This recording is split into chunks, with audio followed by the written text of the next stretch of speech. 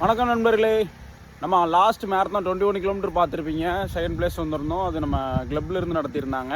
அதுக்கப்புறம் 2 நாள் ரெஸ்ட் விட்டுட்டு இன்றைக்கி 3ஆவது நாள் புதன்கிழமை, ஞாயிற்றுக்கிழமை ஓடணும். இன்றைக்கி புதன்கிழமை 1000 மீட்ரு 1 கிலோமீட்டர் 5 டைம் ஓட போகிறோம். ஸ்ப்ரிண்ட்டு தான். ஒவ்வொரு கிலோமீட்டரும் 1000 மீட்ரு ஓடினதுக்கப்புறம் 2 நிமிஷம் ரெஸ்ட்டு. அதுக்கப்புறம் அடுத்த செட்டு போடுவோம். இதேமாரி 5 தடவை பண்ணுவோம். இது எதுக்கு இப்படி பண்ணுறோம் அப்படின்னு பார்த்தீங்கன்னா, உங்களுக்கு டைமிங் குறையும். லாங் டிஸ்டன்ஸ் ஓடுறவங்களுக்கு டைமிங் குறையும். ஷார்ட் டிஸ்டன்ஸ் ஒரு 1500 மீட்ரு அந்த மாதிரி மிலிட்ரி ஆர் போலீஸ் ட்ரைனிங் எடுக்கிறவங்களும் இந்த மாதிரி ட்ரை பண்ணி பார்க்கலாம். உங்களுக்கு அந்த டைமிங் குறையும், ஸ்பீடு இன்னும் இன்க்ரீஸ் ஆகும். அதுக்கான வார்ம் அப் எல்லாம் போட்டு முடிச்சுட்டு நம்ம ரன்னிங் ஸ்டார்ட் பண்ணுவோம்.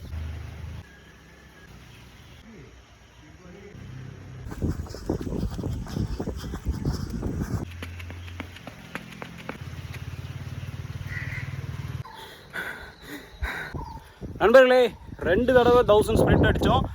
ஃபஸ்ட் டைம் வந்துன்னா 320 அந்த டைமிங் வந்துச்சு. ரெண்டாவது 340 கிட்ட வந்துட்டு. இதில் நம்ம ரெண்டுலையுமே என்ன ஒரு மிஸ்டேக் பண்ணோம் அப்படிமா தான், இது ஒரு நல்ல டைமிங். நான் எதிர்பார்த்ததே இல்லை இந்த டைமிங் வரும்னு. அதுக்கு முதல்ல எனக்கே நான் ரொம்ப வாழ்த்துக்கள் சொல்லிக்கிட்டேன். அதுக்கப்புறம் என்னென்னு பார்த்தீங்கன்னா, இந்த 2 இதுலையுமே நான் ஃபஸ்ட்டு என்ன மிஸ்டேக் பண்ணிட்டேன்னா, ஸ்டார்டிங்கில் ஒரு 200 மீட்டர் ஓவர் ஸ்ப்ரிண்ட் எடுத்துட்டேன். அதில் என்ன ஆச்சு பார்த்தீங்கன்னா 3 மினிட்ஸ்க்கு கீழே போயிடுச்சு.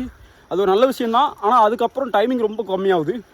இப்போ என்ன பண்ண போகிறேன்னு பார்த்தீங்கன்னா, 3ஆவது கிலோமீட்டர் ஓடும்போது ஸ்டார்டிங்கில் இருந்து 3 ஃபேஸ்லேயே ஓட போகிறேன். அது எந்தளவு ஒர்க் ஆகுதுங்கிறத பார்ப்போங்க. நம்ம நினச்ச மாதிரி நடக்கலை. நம்ம ஃபஸ்ட்டு 2 தடவை பண்ணதுக்கும் 3ஆவது தடவை ஒரே டைமிங்கில் ஓடலாம்னு நினச்சா அது முடியல. அது கொஞ்சம் ஸ்லோ டவுன் தான் ஆகுது.